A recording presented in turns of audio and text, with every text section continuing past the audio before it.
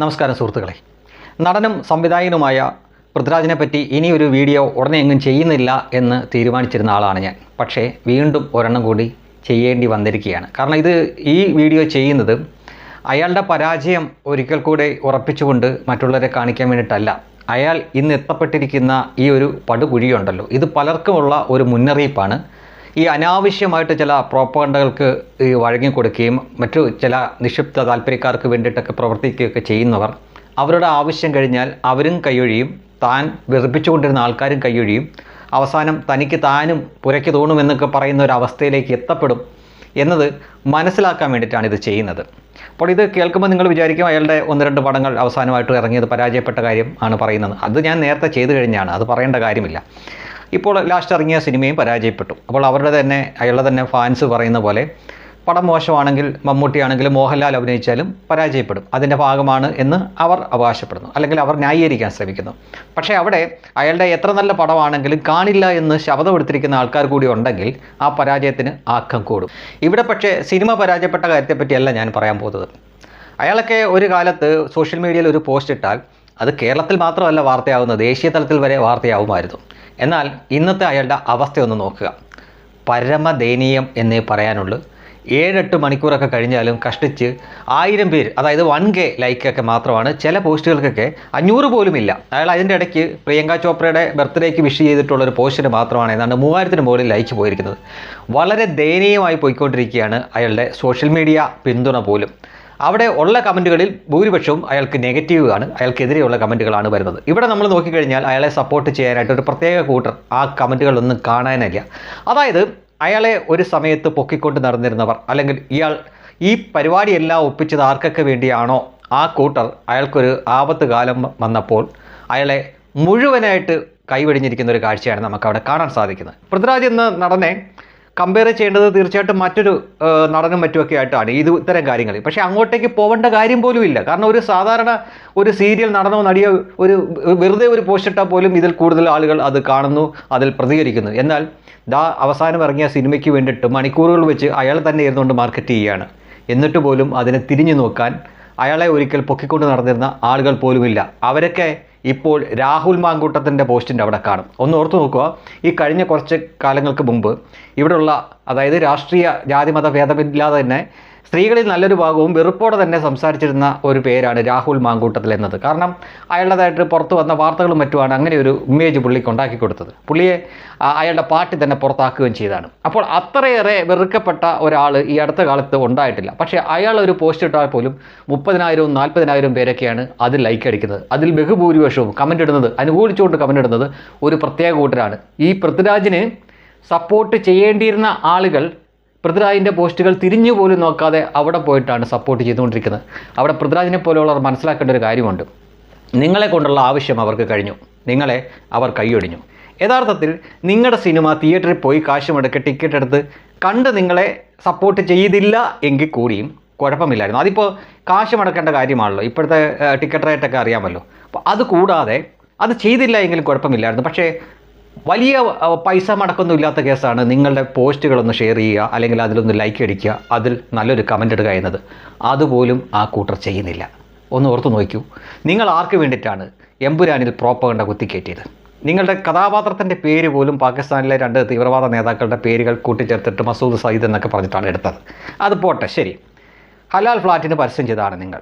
Save Lakshadweep എന്ന് പറഞ്ഞ് വന്നതാണ്. ഇതെല്ലാം നമുക്ക് പോട്ടെ എന്ന് വെക്കാം.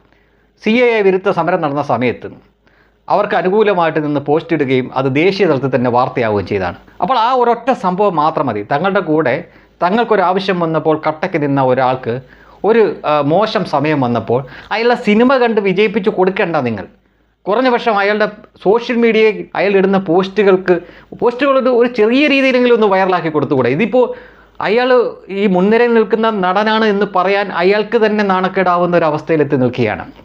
സോഷ്യൽ മീഡിയയിലെ ലൈക്കാണോ ഒരാളുടെ ജനപ്രിയത എന്നൊക്കെ ചോദിച്ചു കഴിഞ്ഞാൽ തീർച്ചയായിട്ടും സോഷ്യൽ മീഡിയ കാലഘട്ടത്തിൽ അതിന് വലിയ പ്രാധാന്യം തന്നെയുണ്ട്. കാരണം നിങ്ങൾക്കൊരു പക്ഷേ അറിയാമായിരിക്കും, മുൻപ് എല്ലാവർക്കും ഇഷ്ടമുണ്ടായിരുന്ന ഒരു യുവനടി വിവാഹം കഴിച്ചു പോയി. പിന്നെ കുറച്ച് ഇടവേള കിട്ടിയതിന് ശേഷം തിരിച്ച് വീണ്ടും സിനിമയിലേക്ക് വന്നു.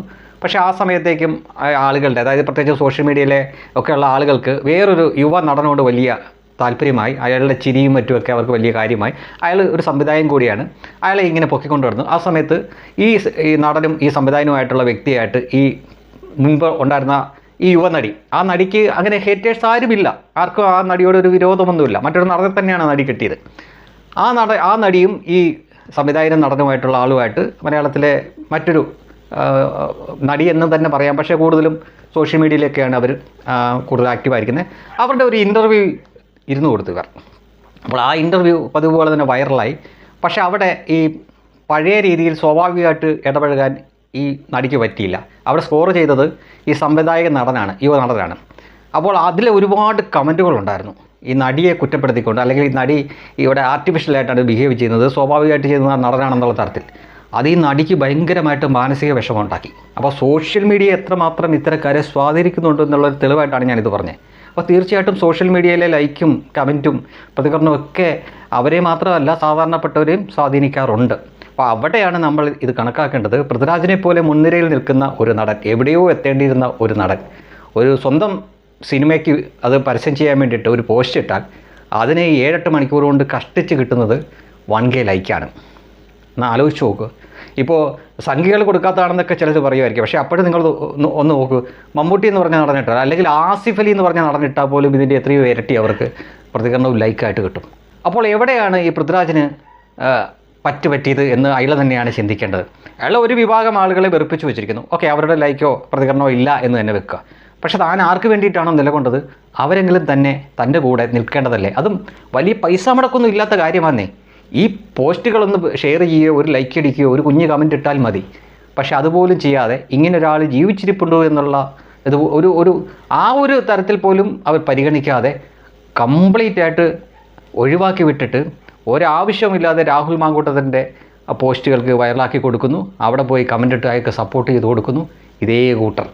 അപ്പോൾ പറഞ്ഞു വന്നത് ഒരിക്കൽ കൂടെ ആവർത്തിക്കാം, ഇത്തരം പരിപാടിയായിട്ട് നടക്കുന്ന നടനോ നടിയോ ആയിക്കോട്ടെ, നിങ്ങൾക്കൊരു മോശം സമയം തീർച്ചയായിട്ടും ഉണ്ടാകും. കാരണം നിങ്ങളുടെ ഇരട്ടത്താപ്പുകൾ ജനം മനസ്സിലാക്കുമ്പോൾ സ്വാഭാവികമായിട്ടും ഒരു വിഭാഗം നിങ്ങളിൽ നിന്നകലും. നിങ്ങളെ കൊണ്ടുള്ള ആവശ്യം മതിയായി കഴിയുമ്പോൾ നിങ്ങൾ ആർക്ക് വേണ്ടിയിട്ടാണോ താങ്ങിക്കൊടുത്തത് അവരും നിങ്ങളെ കൈയൊഴിയും. ബലം പൃഥ്വിരാജിൻ്റെ അവസ്ഥ തന്നെയായിരിക്കും. ഇപ്പോൾ ജോൾസൺ എന്ന് പറഞ്ഞൊരു നടി സോനം വാങ്ചൂക്കിന് സപ്പോർട്ടുമായിട്ട് വന്നിട്ടുണ്ട്. അവർ മുന്നേ തന്നെ ഒരു ജാമ്യം എടുത്തിട്ടുണ്ട്. ഞാൻ രാജ്യവിരുദ്ധമൊന്നുമല്ല, പക്ഷേ സോനം വാങ്ചൂക്കിനെ സപ്പോർട്ട് ചെയ്യുന്നു എന്ന തരത്തിൽ. സോനം വാങ്ചൂക്കിനെ പറ്റി ഇവിടെ ഈ പറഞ്ഞു നടക്കുന്ന പലതും കള്ളക്കഥയാണ്. അതായത് ഈ അമീർ ഖാൻ്റെ 3 ഇഡിയറ്റ്സിലെ ആ നായക കഥാപാത്രം ഇയാളെ കണ്ടിട്ട് എഴുതിയതാണെന്ന് ഒക്കെയാണ് നമ്മളോട് കള്ളം പറയുന്നത്. പക്ഷേ അമീർ ഖാൻ തന്നെ പറഞ്ഞിട്ടുണ്ട് അത് ആ കഥാപാത്രമൊന്നുമല്ല, അത് ഞങ്ങൾക്ക് ആ സിനിമ എടുക്കുന്ന സമയത്ത് ഇങ്ങനെ ഒരാളെ അറിയത്ത് പോലും ഇല്ല എന്ന് പറഞ്ഞിട്ടുണ്ട്. അപ്പോൾ അത് പൊളിഞ്ഞിട്ടുണ്ട്.